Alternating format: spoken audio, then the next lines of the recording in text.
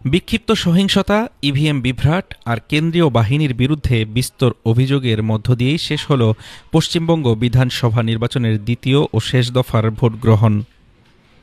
বুধবার ৭ জেলার ১৪২টি আসনে রেকর্ড ৯১% বেশি ভোট পড়েছে। তবে ভোটের মাঠ ছাপিয়ে এখন আলোচনার তুঙ্গে বুথ ফেরত জরিপ।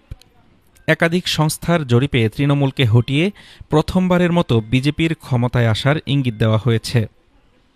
সকাল থেকেই পশ্চিমবঙ্গের ৭ জেলার ১৪২টি আসনে ছিল উৎসব আর আতঙ্কের মিশেল। বুথগুলোতে ভোটারদের উপচে পড়া ভিড় থাকলেও দিনভর আলোচনার কেন্দ্রে ছিল কেন্দ্রীয় বাহিনীর ভূমিকা আর বিক্ষিপ্ত সংঘর্ষ।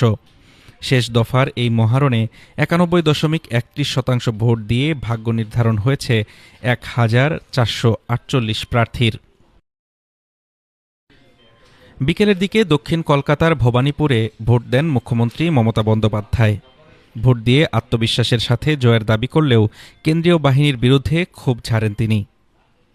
তৃণমূলই জিতছে জানিয়ে মমতা বন্দ্যোপাধ্যায় সবাইকে শান্ত থাকার আহ্বান জানিয়েছেন। কিন্তু বিএসএফ এখানে একটা রাজনৈতিক দলকে সুরক্ষা দিচ্ছে বলে অভিযোগ তুলেছেন তিনি আরও জানান, আমি ১৯৮৪ সাল থেকে নির্বাচন করছি, কিন্তু এমন অত্যাচার আগে কখনো দেখিনি।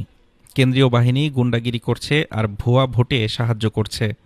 তবে মমতার অভিযোগ উড়িয়ে দিয়েছেন বিজেপি নেতা শুভেন্দু অধিকারী। কলকাতা ও সংলগ্ন এলাকায় উচ্চ হারে ভোট পড়াকে পরিবর্তনের লক্ষণ হিসেবে দেখছেন তিনি। তবে ভোট গ্রহণ মোটেও শান্তিপূর্ণ ছিল না। নদিয়ার শান্তিপুরে বিজেপি ক্যাম্প ভাঙচুর, বীজপুরে তৃণমূল বিজেপি সংঘর্ষে কাউন্সিলর আহত হওয়া কিংবা কেতুগ্রামে হাতবোমা উদ্ধার, সব মিলিয়ে উত্তপ্ত ছিল ভোটের ময়দান। বালি ও সাতগাছিয়ায় ভিড় সরাতে কেন্দ্রীয় বাহিনীর লাঠিচার্জে এক শিশু আহত হওয়ার খবরও পাওয়া গেছে। এদিকে ভোট শেষ হতেই শুরু হয়েছে চুলচেরা বিশ্লেষণ। ৬টি প্রধান জরিপ সংস্থার মধ্যে ৪টি বলছে এবার নবান্ন দখল করতে যাচ্ছে বিজেপি। তবে জনমত পোল এবং পিপলস পালসের মতো সংস্থাগুলো এখনও তৃণমূলের বিপুল জয়ের পূর্বাভাস দিচ্ছে।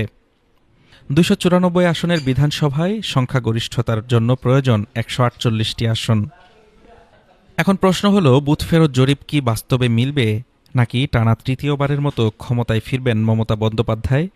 উত্তরের জন্য অপেক্ষা এখন কেবল ফলাফল ঘোষণার। হাফিজুর রহমান তুষার, ঢাকা টুডে।